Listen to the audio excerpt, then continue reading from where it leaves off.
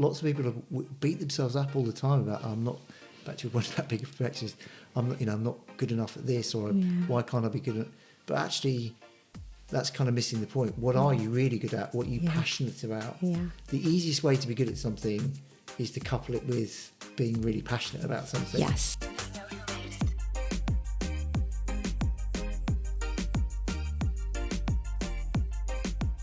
Welcome to Awaken the Ripple, the podcast that provides practical tips through real and honest conversations to help you unlock your purpose, ignite positive change within you, while empowering you to create ripples of impact throughout the world. I am so thrilled to have you join me on this journey of self-discovery each month, because whether we realize it or not, each one of us is a part of a bigger story, one that is constantly unfolding. In our very first episode, we're diving into the theme of starting again. It's a concept many of us can relate to, whether it's a new career, a change in direction, or just finding a fresh start in life. Thank you so much, Jem, for joining me to explore it all. So let's dig deep with the soul-searching question of, if your starting again story was a Netflix movie, what genre would it be? Who would play you? And what's the ridiculously dramatic scene we will all rewatch 10 times? Crikey. Hi, Chrissie. Thank you very much for inviting me on.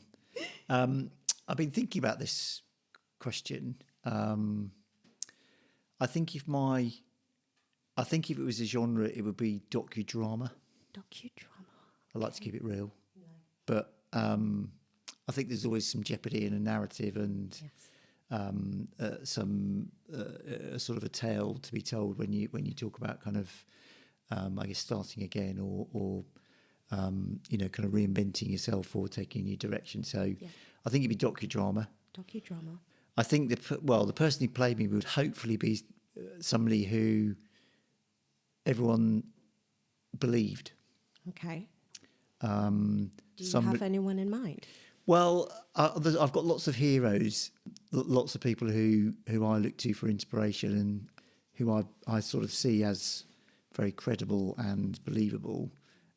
One of my favourites is Rory Stewart, actually. I don't know do you know Rory Stewart? He's a ex-politician, made his name in sort of in the Far East. So he was governor in Iraq and Afghanistan, and he became became an MP. He actually ran for sort of Tory leadership. This isn't a political thing, by the way, but he's just. But he's somebody who I think has sort of credibility because he kind of walks the walk and talks the talk, and I hope. That's what everyone expects from me. Is sort of what I say is what I kind of do. I love that, and I can attest to that. You are definitely someone who walks the talk. Well, thank you. Love that. What a great way to start a podcast. That settled my nerves, definitely. I love that. Yeah. So docu-series and Rory Stewart. Rory Stewart, yeah. And what would be that dramatic scene, you think?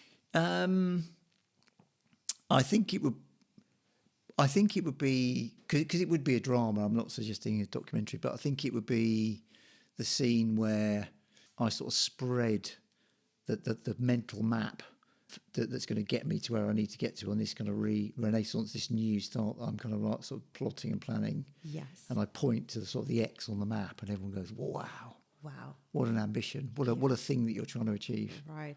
Everyone would be on the edge of their seat. Yeah. They're like, okay, what's going to happen next? We need to get to the X. Yeah. And then obviously to make sure everyone rewatched it, the enormous alien would burst from my chest and cover us all in blood. That's the hook. That has basically gone so sideways. Yeah. I was not expecting that, and therefore would watch it 10 times it's on a repeat. Point, just right? to, I absolutely love that. I mean, for me, if I thought of that question, I didn't really think about that dramatic scene, but I was thinking more about, have you ever watched The Walking Dead? I have. I'm a very big fan. Walking Dead, and one of my favorite characters is Michonne. Yes. Dreadlocks. And what I love about Good with her, the samurai sword. I know, with the samurai sword and everything. The similarities. I know, it's uncanny. Yeah. It's so uncanny. And I think for her, like, she represented like a lot of resilience in general. Yeah. And I think when her character was introduced, you found out about her basically surviving in this apocalyptic world by herself. She'd lost her loved ones. She had lost her family. And obviously she'd found this new family. Yeah. And she defended them fiercely. Yeah. And for me, her storyline just resonates with me. I think it's a brilliant example, because I think one of the because I love Michonne as well. I think she's an amazing character, very complex and nuanced. Yeah. But actually, you can boil her principles down to one or two very basic things that she totally believes in, is 100% committed to, and obviously in the series would die for. Yeah. And that's loyalty to her family, 100%. Doing the right thing, and again, certainly in that series, not win at all costs, but put absolutely everything into achieving what you need to achieve. 100%. Yeah. 100%. It's a great call. But yeah, I could be Rick. You could be Rick, and I would be Michonne. Yeah. Again, we've gone off in a slight tangent. We've gone off. For fans of the show, they'll know that's slightly strange. I guess with every storyline, great storyline, there's always a turning point, right? So it'd be really good to get from you, what would have been your catalyst that made you realize, you know what, I need to start again. I need to go after a fresh new start. So again, brilliant question. I think the biggest, the thing that you can acquire as a skill quite quickly and quite readily, but is actually quite difficult to start, is genuine self-awareness. So I think the thing that would catalyse me into thinking about a new start or a fresh start, a different direction, would be a quite deep and fairly involved reflection and introspection. Yes. I think often people look for inspiration outside of themselves, whether that's circumstances or opportunities or whatever it might be. But actually, really, the greatest motivator, I think, for change is being clear that it's what you want and it's something that you need, whether that's to fill a gap or to take an opportunity or to grow. You've got to be genuinely convinced that that's what you want to do, because then that's the energy that you can apply to whatever the mission you're going on. So sort of self-understanding, self-reflection, I think, is an incredibly important part of kind of being happy and fulfilled in life, because once you understand yourself well, you can see the signs when perhaps you do need to make a change because you're not satisfied with what where you are at the moment, or you need a new challenge, or you're running out of energy to apply to where you are at the moment, and you might need a new challenge. And that all comes from being quite disciplined about how you assess your own self and your own energy and desires and wants and whatever. I love how you said that, because I guess for me at times there's always that trigger point, like something happens that then facilitates or pushes this introspection that you spoke about. Thinking about myself, like there've been times when I've been in group dynamics, and just to give like a little bit more context, when I moved over here to the United Kingdom, there was this innate feeling of wanting to belong. So I think for me, I sought out group dynamics in order to form connections. But then what I quickly realized is that there would be certain group dynamics where you just end up not feeling quite in sync. There'll be a few things that would be raised and be like, oh, okay, that's interesting that got raised, and everyone seemed to be, in agreement, but I wasn't very much in agreement with it. I think we all feel that a lot, don't we? I think that's a very natural thing. Whether you feel you're trying to sort of fit in or start again, or even just when you think about your own kind of groups or whatever, I think we all sometimes feel that not quite sure whether that dynamic is right for us or not. Exactly. But I think it was at that point in time where I started to feel, okay, what is it that I'm feeling here? Because obviously I'd sought after this group, felt very much a part of this group, but then started to feel there's some issues being raised and don't quite agree with it. So it then pushed me to do a lot of introspection and really thinking about what my core values were. Yes. And then realizing, okay, it's not necessarily in alignment, still love them as individuals, but I think for myself, there was almost this trigger situation or point that allowed for that introspection. So I completely agree with you. There are times when you need to give yourself that space to really understand who you are and how you show up in the world, how you interact with people.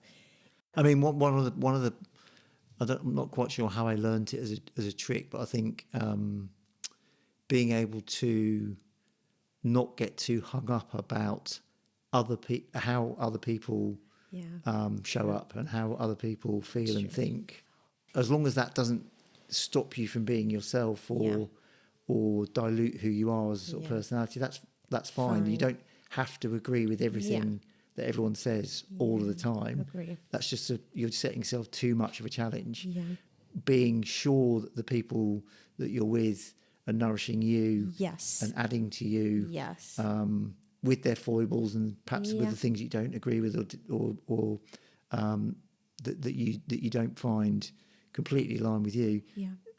That's okay. And actually, once you've mastered that, it's quite difficult to not give in to this idea that everyone has to be exactly the same as you. And once you're happy with that, then what you then find is that you draw down on the great things that people give you, the energy or the knowledge or philosophy that they kind of bring to that group dynamic. Agree. And you don't get hung up on the things that you're not quite aligned with. Yeah, completely agree.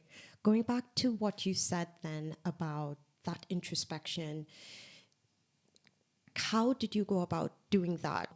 Did you seek out sessions or like therapy? Like, what is it that you did to facilitate that deep introspection? Not so much therapy, although I think,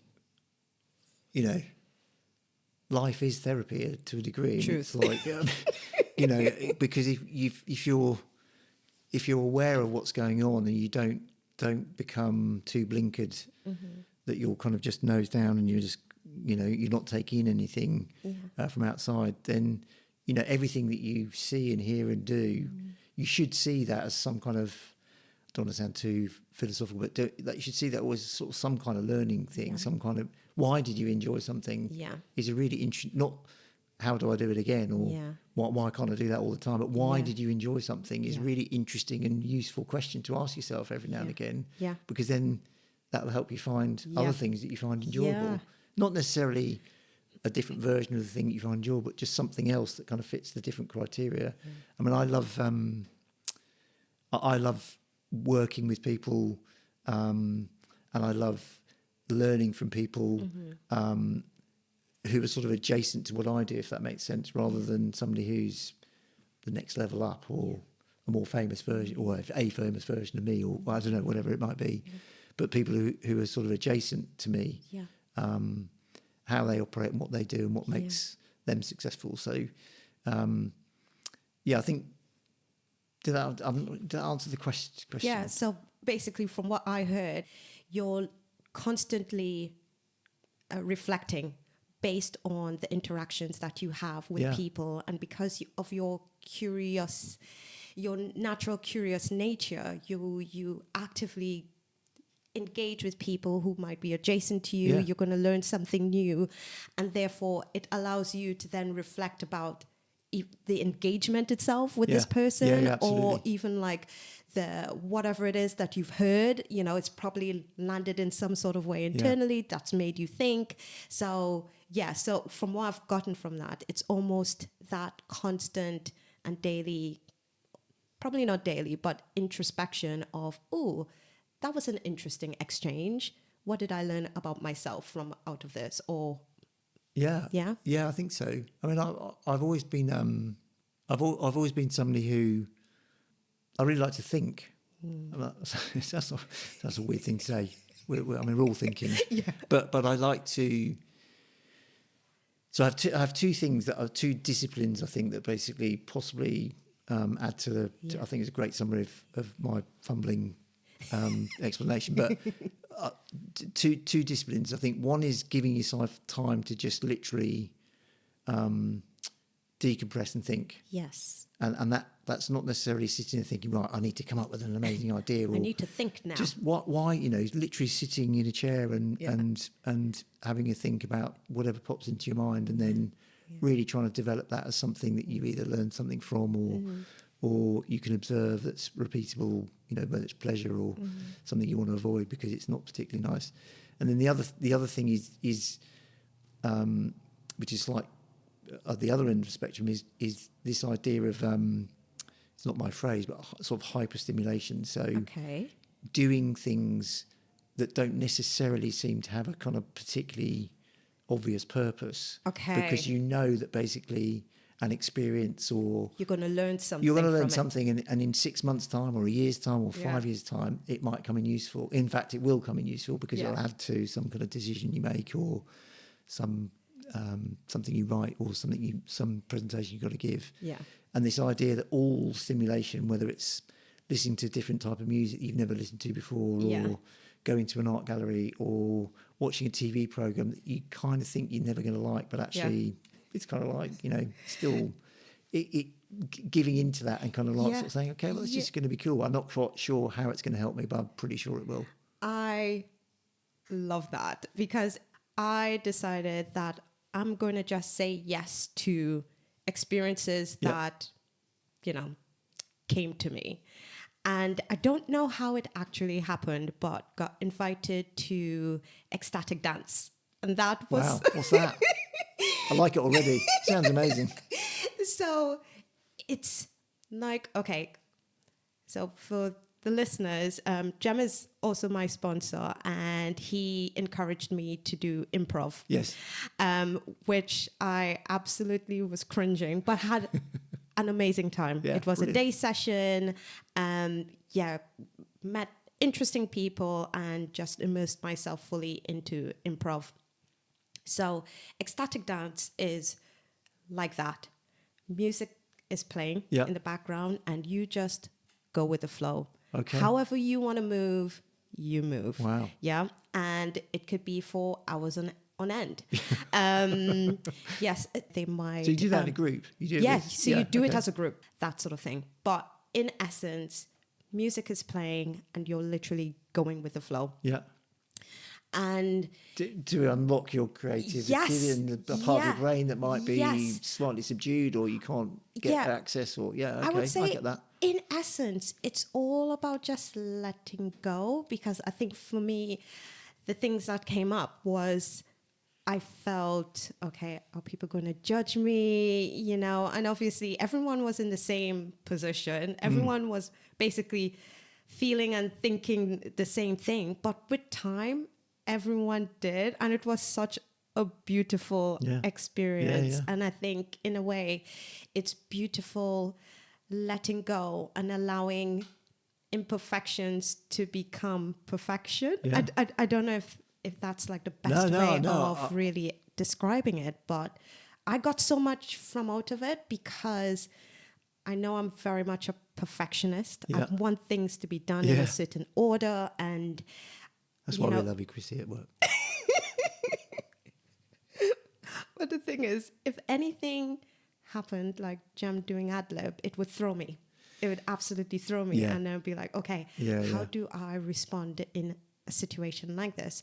And I think by me doing the ecstatic dance, it's allowed me to, I'm not saying I've fully let go of being a perfectionist, but I think I have allowed imperfection to be a beautiful experience as well. To allow the flaws. Who defines perfection? I mean, 100%. obviously, if you're a perfectionist, it's you. It's you.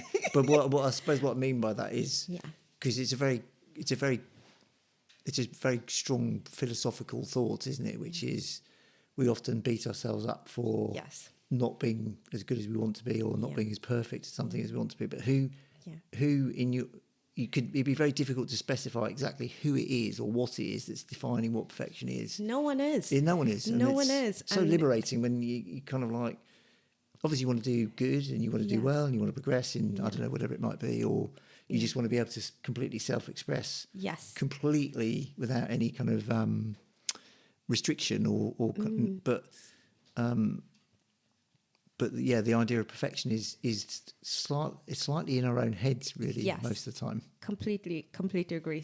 Okay, so Jem, that was really good insight. So you told us about these two extremes that you'd put yourself into, where you'd either sit and think, reflect, kind of force yourself, or you would basically put yourself into these hypersensitive states or scenarios, super stimulated, super stimulated, which then would bring about further introspection. So what did you gain from out of that process? I think in general what it's helped me do is to concentrate on the things that you can affect. I know that sounds like a really bit of a cliche, but when you really think about things and you've got lots of things in your head that you've, whether it's the dancing you were talking about or whatever it is, I think being able to genuinely understand the things that you can affect and control, or at least partially control, means that you don't concentrate on the things that you can't, if that makes sense. And I think weirdly that discipline of kind of like forcing yourself to think about things quite deeply, but also making sure that you're getting as much interesting stuff into your brain as possible. What it then helped me do, I think, was to say, okay, with all that kind of thinking and whatever, and with a bit of stimulation going on even in the background, what are the things that what's the thing I'm trying to fix here? And also what are the things that I'm in control of that I can use to try and plot a way from a way or plot a new direction away from either the problem I'm trying to solve, or even if it's just sort of a new direction or change in career or whatever it might be. Because I've never had a plan. In fact, most people would say I don't really have a plan for anything. It's not like I'm totally laissez-faire and I'm just going to go with the flow. But what I mean by that is I kind of know roughly which direction I want to go in, and I kind of understand my own strengths, but also my own limitations. And so those are things that I think I can control, or at least kind of moderate or modulate. And I've got better at that because I've, disciplined myself into this kind of bit of introspection, bit of deep thinking, but also a bit of making sure I'm getting loads of stuff into my brain. Sometimes, an idea or a direction or a solution to something just pops into your mind. Again, back to the things you can't control. You can't control when an opportunity might present itself, but you can be ready. You can't control necessarily everything in your kind of environment, but you can make sure you're making the best of it based on the things that you can control, your own energy and your own the stimulation that you give yourself, the amount of time you give yourself to think, and also not massively beating yourself up about stuff that's sort of that's not really in your control. I think lots of people, when I talk to them, I know we're not just talking about careers here, but lots of people really get frustrated about their career. It's not going as quickly as I want it to. It's like sometimes that's the thing that's holding you back. Is that you're worried too much about the pace of things and not trying to control maybe your own energy, your own application, or your own courage that you need to generate to kind of make a step. From what I'm hearing, it's almost as though you need to let go in order for things to come to the surface for you to then, and then a plan appears, appears. It's much easier. than having this kind of weird plan that Yeah. not weird plan, but have a very detailed plan that's got Yeah. a time frame on it. Yeah. Most of the enablers of which you're not in control of. Yeah. Whereas actually sitting, reflecting, thinking, where am I? What do I think might be the next thing? And then suddenly something kind of appears, and you go, right. On the one hand, as a perfectionist, I can see by your face that's not. I struggle with that. But then I think back to the wise words of my mummy. She would always say, when one door closes, another door opens. Absolutely. And there have been times when I have purposely said, okay, I'm going to let go of this, whatever this thing might be. And for whatever reason, I think because you've kind of given the space, something beautiful then appears. Yeah. But I think you wouldn't have been able to even perceive it or embrace it if you didn't let go. You had to let go in order for it to, manifest itself to you. So yeah, I absolutely love that. I think that's beautiful. That's really, really good. I'm guessing lots of people at work might be worried that I haven't got a plan. Don't worry, it's okay. It's okay. I have got a plan. The CEO of Mindshare UK I haven't got a plan. doesn't have a plan. No. And it's okay. Yeah. Let's talk then about support systems. Yep. Tell me more about your support system and how did you cultivate connections and find the community you needed during this period of time when you've let go and something else has appeared? Yeah. I mean, I'm lucky to have a very small circle of actual friends. Really? As opposed to, and I'm not saying one is better than the other. I don't have a very large circle of friends, but I'm talking about what my Your group core is like friends, your super. your people, your tribe. Yeah, the test is always if you wake up in a jail somewhere, who do you call? I've got about 2 or 3 people who I know would literally immediately drop everything and come and get me. Like 2 or 3 maybe. They know who they are, by the way.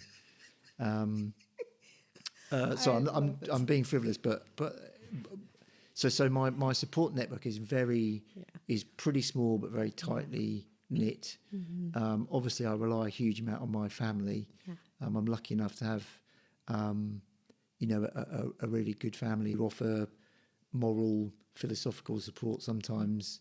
So certainly when I was younger, financial support. People who you can super rely on, and then obviously I know lots of people, but the people I call friends, are relatively small. The one thing that I think, which I think is related to in terms of the support network, is I go out of my way to not spend a lot of time with people who I can't feed from and are negative. I don't mean they're negative, but what I mean is they're a negative force for me. They don't feed me. They don't give me inspiration or energy or humour, whatever it is. So I try not to spend a huge amount of time with people like that. The people who are my support network, I know that I can be 100% honest with them. And I think that's a good test again as well. But if you're looking for a support network, you have to be able to 100% trust those people. Yeah. And that sometimes means telling them something and getting an answer that that's not very comfortable. You've got to just trust them that they're doing it from a good place. Yes, it's one thing to be honest with them, but you want people in that small circle to almost call you out. Yeah. Yeah. That's the definition of a true friend, I think. And I think it's really important to have those people who will have your back. You're in a jail cell, you can call them, they will come and pay your bail, but in a realistic way, being able to call you out when you're messing up and hold you accountable and say, this isn't you, you know better, what are you going to do about it? So it's clear that the people and connections that you've built have been instrumental in your journey. So now, looking back, what was the biggest lesson that you learned about yourself and your resilience through it all? I could probably answer that question with 2 or 3 different examples. I think one lesson I've learned, which I think I've applied and constantly kind of reapply, is always start with what you've got, not what you think you're missing. I think when I observe others, the question or the conversation always starts with what's missing or what they don't have or what they want to have. And I think back to that introspection thing, Yes. It's good for yourself and it's good for your own self-confidence to basically keep reminding yourself of the things that you do have, the obvious things like health and friendships and a support group or whatever, but you know, the skills that you have. I mean, I think lots of people beat themselves up all the time about, I'm not, back to your point about being a perfectionist, I'm not good enough at this, or why can't I be good at, but actually that's kind of missing the point. What are you really good at? What are you passionate about? The easiest way to be good at something is to couple it with being really passionate about something and practice. Yeah. You know, and whether that's a technical skill or it's something you do in your spare time, if you can couple sort of a bit of ability with a lot of passion, then I think that kind of like moves you forward. And to answer your question, so what I've learned is start with what you've got. Yes. And then basically build from there. And you have to keep reminding yourself of that. The brain is such a brilliant instrument, but it's also deeply flawed in the sense that it will try and trick you into thinking that, you know, you're no good and you're rubbish and you haven't learned anything. Why hasn't this happened? Why haven't you progressed more? It's because we're innately trying to drive forward. I mean, I don't want to get too philosophical again about it, but it's in us to sort of always be moving forwards. Yes. Sometimes that can slow you down as opposed to speed you up. Yeah. As you said that, it reminded me of a book that a work colleague loaned me last year. It was by Mark Manson, The Subtle Art of Not Giving a Beep. I'm going to try and explain it as simply as possible. So he speaks about these 3 things. He speaks about inspiration. So, you know, that spark, that realization of, okay, you know, then he speaks about motivation, and motivation is what drives that inspiration that you might have in yourself. And normally the motivation would be your core values, right? So whatever's helping you to drive towards your inspiration. So for instance, I know one of my core values is almost like what you said before. I like to walk the talk. So if I'm saying something and I've said to you, I'm doing X, Y, and Z, I need to do X, Y, and Z. So if I've told someone, okay, I'm going to do it, then that gives me that motivation, that momentum to go after it. But then to your point, it's taking small, consistent action. And they're very much cyclical, the inspiration, motivation, and action, because the more that you take action, then it ignites motivation and inspiration, which then ignites even more action. So he really speaks about like these 3 things in particular. So in a way, you know, for the listeners, I'd probably recommend that if you're starting something again, you need to be taking committed action to something that truly matters to you. It needs to matter to you. Absolutely. Like at the core. And I think once you keep reminding yourself of that, then you're going to be successful. Absolutely. And you know, that also, to your point around being cyclical, you know, things sometimes things don't go exactly to plan. That's timing or milestones, whatever it might be. And that kind of idea of cyclically inspiring yourself, then turning that into motivation, then turning it into kind of like a small action that basically progresses you and moves you forward. That's how life works. That's how life works in a nutshell. In a nutshell. Yeah, and you have to have a bit of course correcting every now and again, or you might have to move backwards to move forwards. All those kind of things that we all, I guess, we all recognise. But yeah, I totally agree. Yeah. And I liked how you said, don't beat yourself up with almost that big overarching, thing. It's just being more focused on the small steps and probably even celebrating those small steps, because then that just gets you even closer to whatever that big goal is. So yeah. The celebrating, you know me, I like a party, but I love a party, Jem. Again, I don't want to sound sort of cliche, but if you're not spending as much time as you possibly can celebrating things, doing nice things to celebrate other people's achievements, or then again, that might be something you need to look at, because life's tough. Sometimes it throws horrible things at you that you are very difficult to cope with. So celebrate when you're winning, because you never know what's around the corner. Like, it sounds a terribly corny thing to say, because it's your responsibility to yourself to enjoy yourself. Agree. Because you're better then. You're a better person. You've got more energy for other people.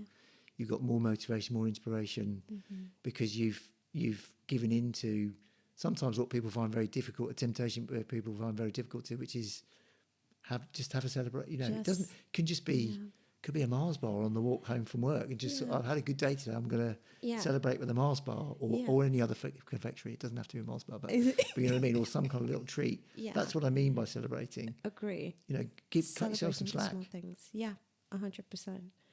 Well, Jem, thank you so much for sharing your thoughts and your message to all of us and all of the listeners. And to the listeners today, starting again can feel overwhelming, like climbing a mountain. I know I feel like that almost every other day. But remember, every journey begins with a single step. Don't get discouraged if you don't see immediate results. Focus on the small wins, the daily progress, and trust that those small ripples will eventually create a wave of change. You've got this. Hear, hear. Well done. Totally agree. Thanks, Chrissie. That was ace.